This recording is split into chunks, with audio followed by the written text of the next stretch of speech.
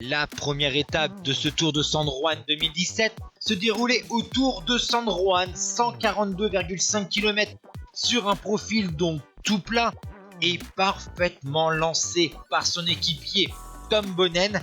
Après 3 heures et 7 minutes de course, le sprinter colombien de 22 ans, Fernando Gaviria de la formation Quick-Step Floors, s'est imposé facilement au sprint devant l'Italien Elia Viviani, courant sous les couleurs de l'équipe nationale d'Italie, et un autre Italien, Nicola Marini, de la formation Nippo Vini Fantini. Puis sur la deuxième étape, qui se déroulait également au Tour de San Juan, sur 129 km, encore un profil plat, encore une arrivée massive, et encore une victoire pour la Quick-Step Floors.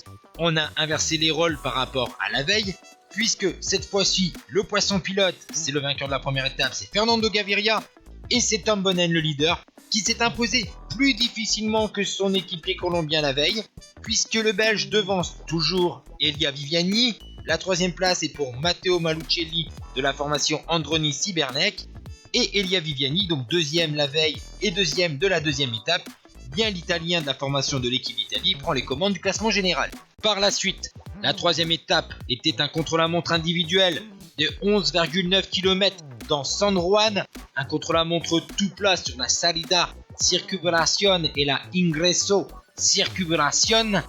C'est donc le Lituanien de la Bahreïn Merida, Ramūnas Navarduskas, qui s'est montré le plus rapide avec un temps de 14 minutes et 3 secondes à la vitesse moyenne de 50 km/h, 819. Il a devancé notamment de 3 secondes le grimpeur néerlandais de la Trek, Bauke Mollema. A noter la belle 7ème place d'Oscar Sevilla à 19 secondes du temps de Navarduskas. Et bien sûr, grâce à cette victoire sur le contre-la-montre, Navarduskas prend la tête du classement général. On retrouve une étape de plaine et en ligne autour de San Juan sur 160,5 km pour la quatrième étape. Et même scénario que lors de la première étape, avec un Tom Bonnen poisson pilote et un Fernando Gaviria en leader et en vainqueur d'étape. Deuxième succès pour le sprinter colombien. Il devance une fois de plus Elia Viviani, qui finit donc deuxième pour la troisième fois en 4 étapes. Le podium est complété par Nicola Ruffoni de la formation Bardiani, et bien sûr Ramūnas Navarduskas reste leader du classement général. La 5e étape était l'étape reine de ce Tour de San Juan 2017, avec une arrivée au sommet du Alto Colorado après 162,4 km. Et donc après une ascension de 19 km à 4% de moyenne, le Portugais de la formation UAE Team Emirates s'est montré le plus fort et s'est imposé en attaquant dans le dernier kilomètre. Il a devancé de 4 secondes le jeune grimpeur colombien de la formation Androni, Rodolfo Torres. La troisième place est pour Ricardo Escuela de la Virgen de Fatima à 7 secondes. 5e de l'étape à 12 secondes, un petit peu en difficulté dans le dernier kilomètre, surtout après l'attaque de Rui Costa. Bauke Mollema prend donc les commandes du classement général. 3 coureurs se sont donc disputés par la suite la victoire sur la 6e étape autour de Pochito. Maximiliano Richese, Oliveira Troya et German Nicolas Tivani.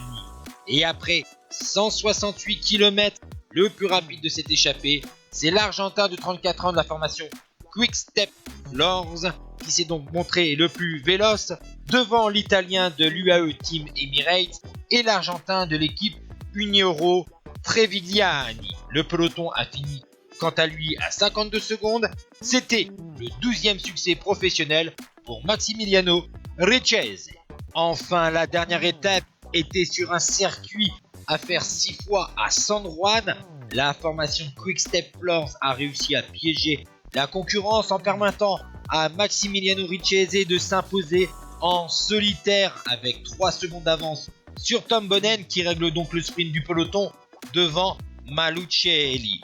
Et au classement général, bien sûr, Bauke Mollema s'impose devant Oscar Sevilla, 14 secondes, et Rodolfo Andrés Torres complète le podium à 16 secondes.